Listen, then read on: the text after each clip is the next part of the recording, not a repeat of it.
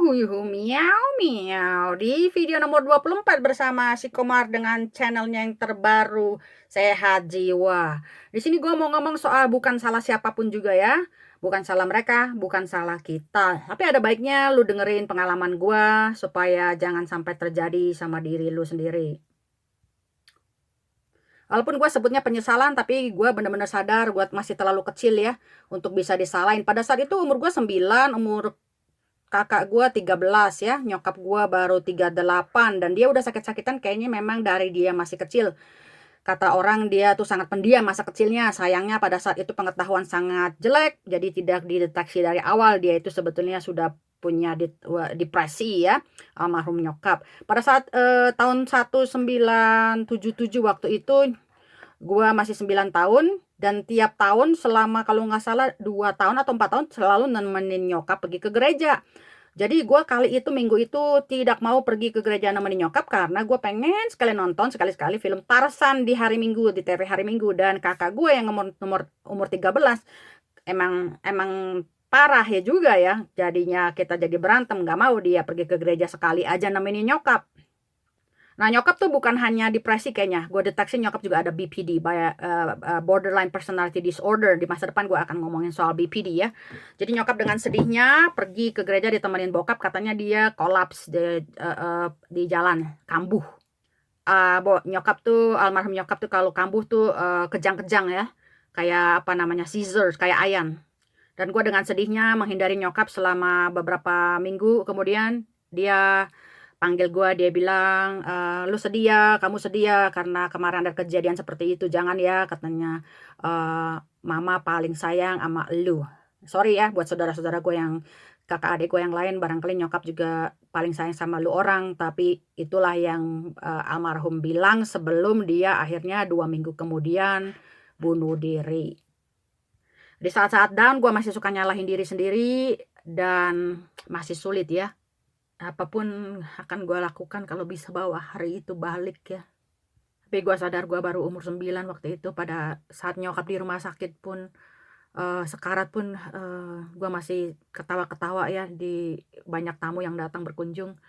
Mereka nangis, gue nangis, mereka ketawa, gue ketawa. Padahal gue termasuk anak yang pinter ya, tapi tetap gue nggak sadar gitu ya, masih terlalu kecil, dan kakak gue juga masih terlalu kecil untuk sadar. Jadi sekali lagi gue bilang bukan salah siapapun juga di sini ya.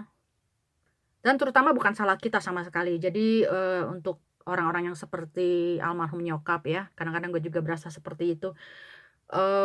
Berasa putus asa sekali, berasa ditinggalkan, berasa sendirian gitu ya. Itu paling parah sebetulnya yang bisa dialami sama orang yang kena depresi. Makanya mereka sampai jatuh ke jurang itu karena itu ya.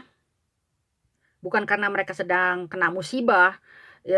Itu pemicu awalnya ya, pemicu awalnya. Jadi seperti api gitu ya. Apinya tuh udah ada, terus kena musibah. Jadi seperti api yang disiram minyak gitu ya. Apinya udah ada duluan. Kalau cuman ada minyaknya doang kan apinya nggak bakalan jadi kebakaran. Apalagi musibahnya beruntun ya, orangnya belum sembuh, belum pulih, apinya belum padam, apa namanya, udah kecapean, pemadam kebakarannya udah pada kelelahan nanganin api, kena lagi disiram minyak tambahan, itu musibah beruntun. Tapi tetap di sini ada sumbernya, yaitu apinya. Nonton videoku di nomor 11, nomor 14, apa sih penyebab-penyebab depresi, penyebab-penyebab anxiety, tapi penyebab bunuh diri, penyebab orang kebablasan, itu yaitu si api ini. Aku merasa penyebabnya adalah kita merasa sendirian, kita merasa orang-orang sekitar kita nggak ngerti, kita merasa ditinggalkan. Jangankan orang-orang, kitanya sendiri nggak ngerti, kitanya sendiri merasa bersalah, seakan-akan kita ini orang jahat. Kok gue begini banget ya? Kok gue bikin susah orang banget gitu kan ya, kok gue begini amat dilahirkan, jangan-jangan masa lalu gue nih, masa dulu gue apa yang percaya reinkarnasi ya, jangan-jangan dulu gue orang jahat, gue salah nih begini, jangan-jangan karena kemarin gue berlaku begini ya, makanya gue nih jadi karma nih, jadi begini nih, disalahin apa namanya, Tuhan jadi marah sama gue lah, apa ini santet, apa ini karma bekas orang tua gue.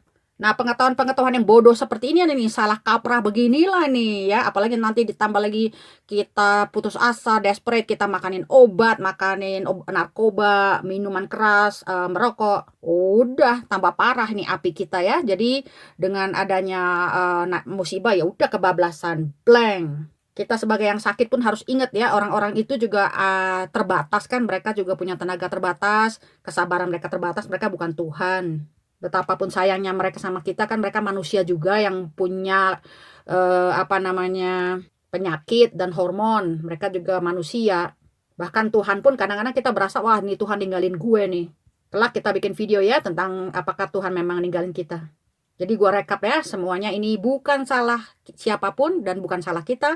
Kita nggak bisa tergantung sama orang, banyak-banyak nontonin video gua dan video-video lainnya, banyak-banyak baca untuk ngerti bahwa bagaimana caranya kita menghadapi masalah depresi kita ini. Nah, segitu dulu ngobrolan kita kali ini. Kita lanjut ke video berikutnya. Terima kasih. Bye-bye.